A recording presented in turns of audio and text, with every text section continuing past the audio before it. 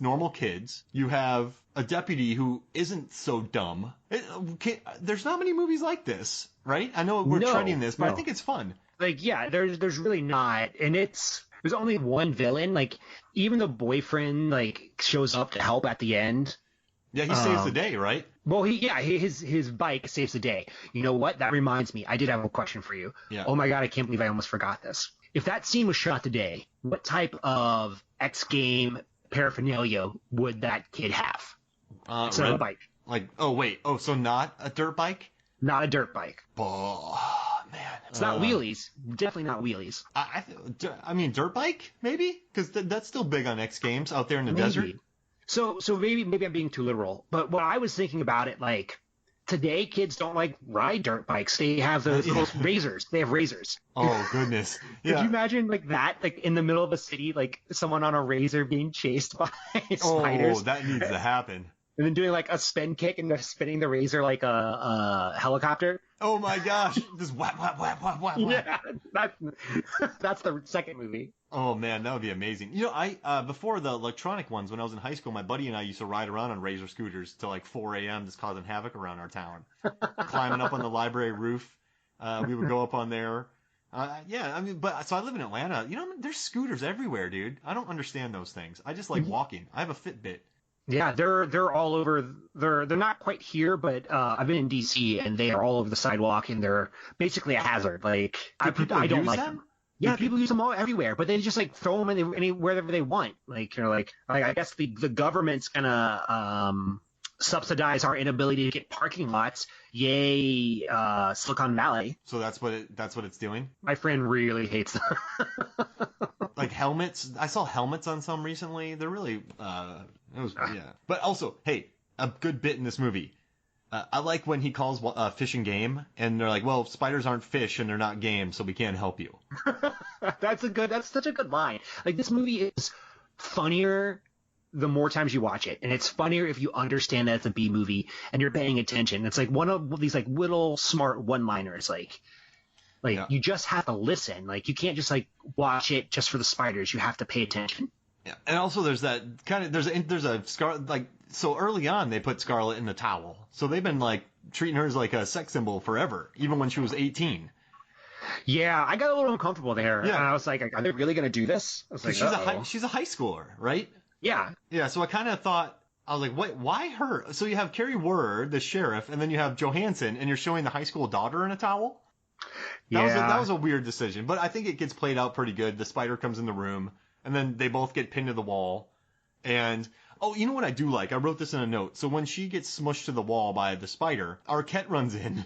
And I don't know if you caught this, but his reaction to this giant spider seeing it the first time, he freaks out. Yeah, everyone would freak out. That's a good read. Yeah, and I like it. I like that he just went, wow!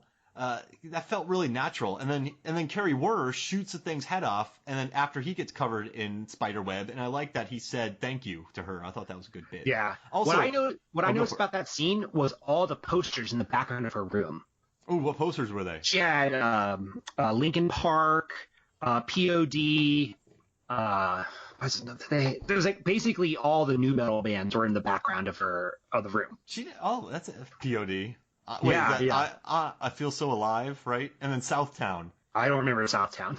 Yeah, I like Southtown. I don't mind that song. I was like, this is a very early 2000s movie. Yeah, some Lincoln. Oh, geez Louise. I had another thing that I want to talk about here. Oh, so what did you think about just the really random kills in this movie? The guy sucks on a hose, and spiders go into his body.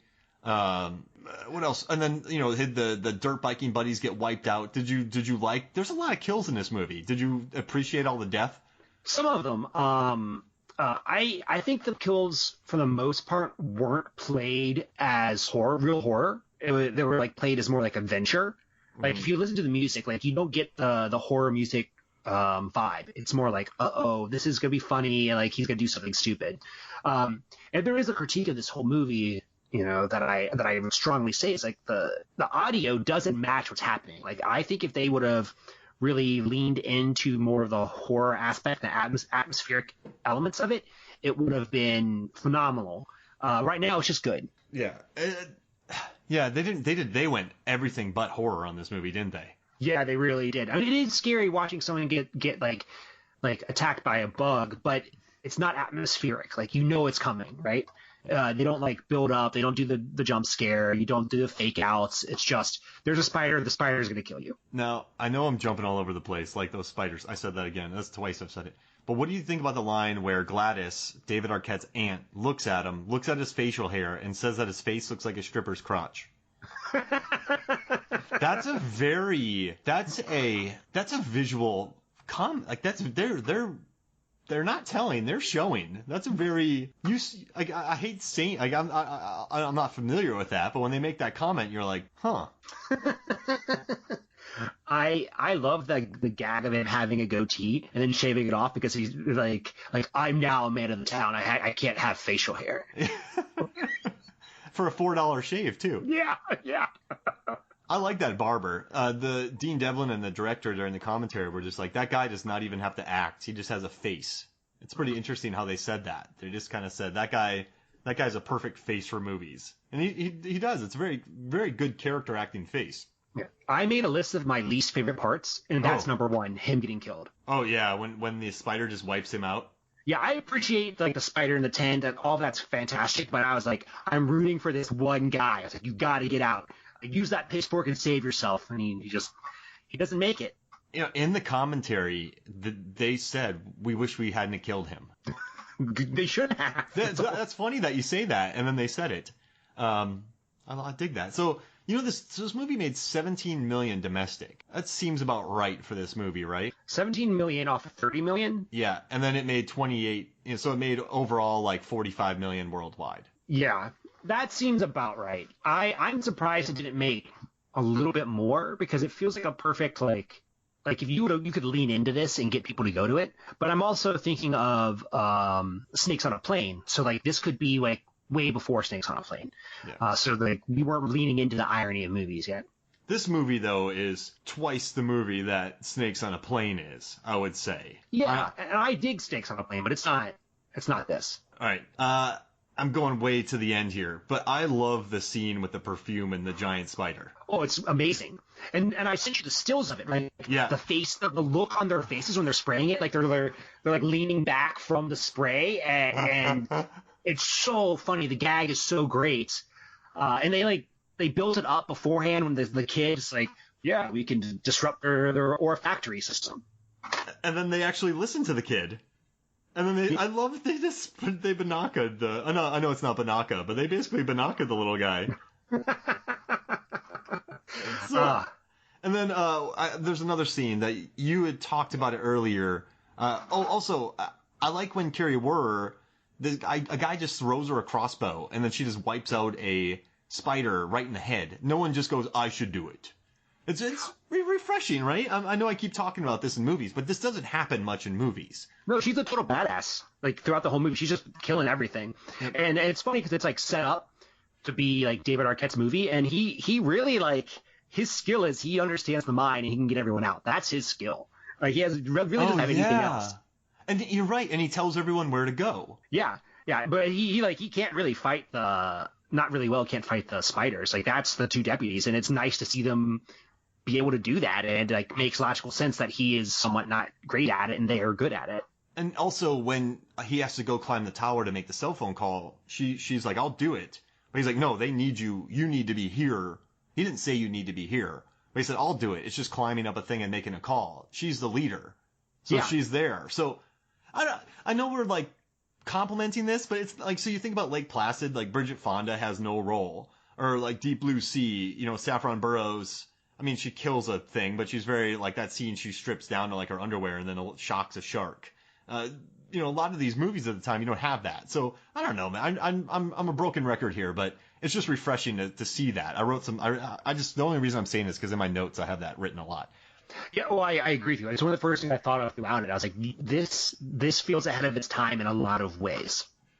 Like, it feels I'm going to use the word subversive. I don't think that's quite the right word.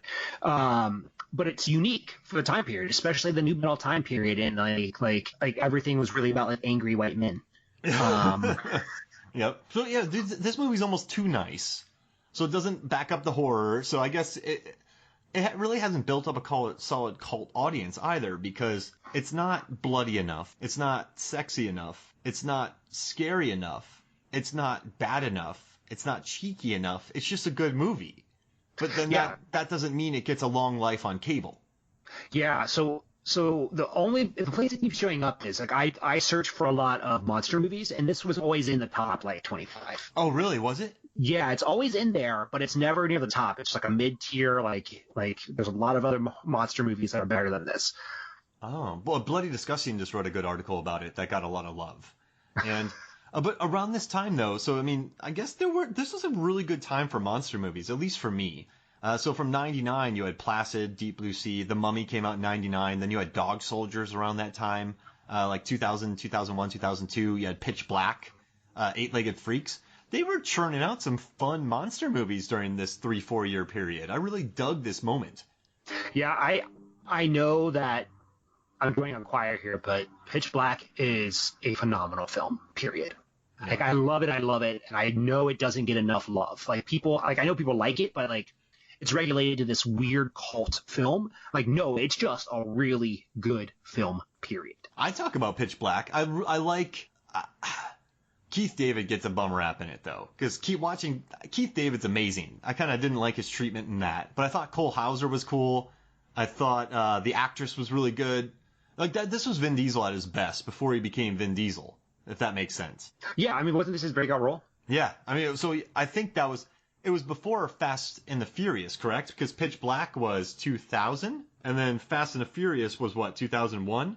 Yeah, so they're right around each other. I mean, Pitch Black might have been 99, honestly. But I do not like that second Pitch Black, or the third one.